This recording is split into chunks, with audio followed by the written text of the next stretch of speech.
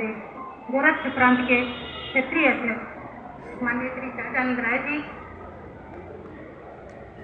दीनदयाल उपाध्याय विश्वविद्यालय के अवकाश प्राप्त प्रोफेसर डॉक्टर रामदत्त राय जी, हमारे भाई और अभिभावक जैसे श्री मार्कंडे राय जी, जो पूर्व में भारतीय जनता पार्टी के अध्यक्ष रह चुके हैं, और मंचासीन सभी अतिथियों को प्रणाम करते हुए इस सभागार में उपस्थित आए हुए सभी महानुभावों का मातृशक्ति के रूप में हमारे परिवार के लोग उपस्थित हैं। आप सभी लोगों को प्रणाम करते हुए, स्वागत वंदन अभिनंदन करते हुए, सर्वप्रथम मैं अपने पिताजी के आज 11वीं पुण्यतिथि के अवसर पे उनको सत नमन करते हुए अपनी बात शुरू करती हूँ। यह बहुत ही मैं भावुक हो रही हूँ थोड़ी सी कि मेरी माता जी श्रीमती शकुंतला राय, जो एक ऐसे परिवार में जन्म ली, पढ़ी लिखी, शिक्षा तो डिग्री उनके पास कम ही रही, लेकिन अपने व्यवहारिक ज्ञान, अनुभवजनित ज्ञान के आधार पर वह जितना कुछ हम लोगों को सिखाई पढ़ाई वह बहुत ही कम है, उसके लिए शब्द कम पड़ जाएंगे। जिस प्रकार से उनके माता पिता श्री हरिश्चंद्र शर्मा जी, उनकी माता श्रीमती कलावती देवी जी ने उनको शिक्षित और संस्कारित किया था। घर में शुरू से ही आध्यात्मिक माहौल रहा, पूजा पाठ की बातें होती रही, रामायण गीता का पठन पाठन होता रहा।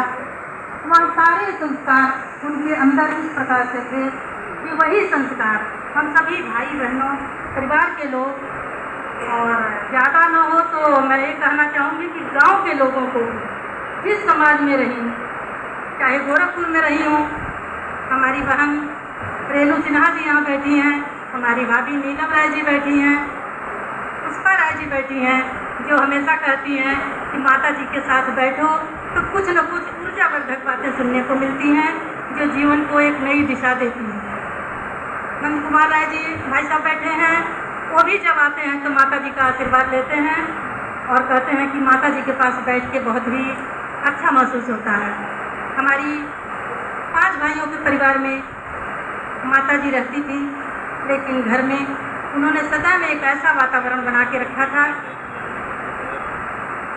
कि सभी लोग, लगता नहीं था कि 5 लोग का परिवार है, 5 भाई का परिवार है। बुआ जी हमारी आज उपस्थित हैं, वह इस बात को महसूस कर रही होंगी कि माता जी के परिवार में कितना बड़ा योगदान है। दूसरे प्रांत की रहने वाली थी, बिहार में पैदा हुई, बिहार के छपरा जिले के रसूलपुर नामक गांव में पैदा हुई, वहीं पर पली बढ़ी, और यहाँ दूसरा प्रांत उत्तर प्रदेश में उनकी शादी हुई। एक घर से दूसरे घर जाने में कितनी दिक्कत होती है, एक ज़िले से दूसरे ज़िले में जाने में बाढ़ी का प्रभाव होता है, खान पान का अंतराल होता है, लेकिन माता जी ने कैसे ये सब करते हुए, किस तरह सामंजस्य बनाते हुए अपने परिवार को एक सूत्रता में पिरोया और हम सबको एक अच्छा संस्कार दिया।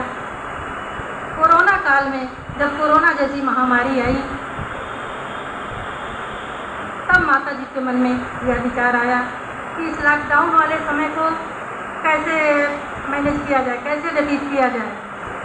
टीवी पर न्यूज़ सुन के सारे लोग जब दहल रहे थे कि अब कोई बचेगा नहीं, पहले के जैसे प्लेग और बीमारियां जैसे आती थी, ऐसे ही महामारी आ गई है, पता नहीं हम भी बचेंगे क्या नहीं। ऐसे समय माता जी ने मुझसे ही संकल्प शेयर किया कि क्यों ना इस समय का सदुपयोग किया जाए और एक पुस्तकाकार मानस भाष्य को लिखा जाए। हमारे बीच में मुख्य अतिथि भी आ चुके हैं, मैं भी यहाँ से उनको अपना प्रणम्य निवेदन प्रेषित करती हूँ। माता जी द्वारा लिखित उस समय जो हम दोनों लोग ने बातचीत किया, तो यह विचार आया कि क्यों ना इसको लिख लिया जाए, पुस्तकाकार कर लिया जाए। और उस समय का सदुपयोग उन्होंने किस तरह से किया कोरोना काल के समय तो वह धीरे धीरे किसी दिन आधा पेज लिखती थी, किसी दिन 1 पेज लिखती थी, लेकिन मानस को पूरा पढ़ते हुए उन्होंने अच्छे से गद्य विधा में उसे प्रतिलिपि को तैयार किया। 2 साल 2.5 साल का समय उनको लगा पूरा ग्रंथ लिखने में। जब पूरा हो गया तो उन्होंने मुझसे कहा, क्या विश्वास था उनको मुझ पर, उन्होंने कहा कि तुम ही ये काम कर सकती हो और मेरा यह किताब जो है इसको प्रकाशित करवा दो। और आज यह शुभ दिन आया। मुझे खुशी है कि माता जी के सपनों को साकार करते हुए मैंने पुस्तकाकार रूप दे दिया मानस भाष्य को। और हमारे बीच में बैठे हैं हमारे अभिभावक सदृश प्रोफेसर रामदास राय जी।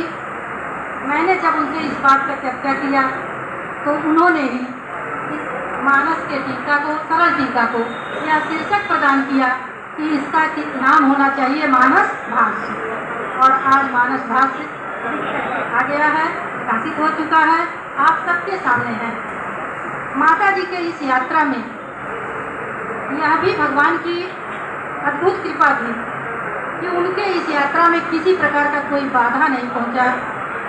परिवार के लोग, हमारे पिताजी कभी भी उनकी इच्छा को दबाए नहीं। वह जो भी दान पुण्य करना चाहती थी, पूजा पाठ करना चाहती थी, वहाँ उनको सरलता से सुविधा मुहैया कराते थे। आज पिताजी नहीं हैं, फिर भी हमारे भाई, हमारे भतीजे और मैं खुद कहीं भी माता जी के काम को रुकने नहीं देते हैं। माता जी का काम सुगमता से चलता रहता है और आज इस रूप में आया। मुझे खुशी तो और ज़्यादा तब होती जब माता जी यहाँ उपस्थित हैं, लेकिन दुख इस बात का है कि लगभग 10-12 दिन पहले ही उनके कूल्हे में फ्रैक्चर हो गया और आज वो बेड पे हैं, वो यहाँ नहीं आ पाई। इस बात का दुख रहेगा हमेशा। आज यहाँ होती तो उनको कितनी खुशी मिलती और उससे ज़्यादा मुझे मिलती। लेकिन फिर भी खुशी इस बात की है कि उनके सपने को साकार किया गया और पुस्तक जो है छप गई। मैं चाहती हूँ कि आप सभी लोग इसको पढ़ें। एक पठनीय ग्रंथ आप लोग के हाथों में जाएगा और सभी लोग इसको सरलता के साथ पढ़ेंगे, महसूस करेंगे। इसी के साथ मैं अपनी वाणी को विराम देना चाहूँगी, क्योंकि हमारे मुख्य अतिथि के रूप में महाराज जी आ चुके हैं और आपको सुनना चाहिए।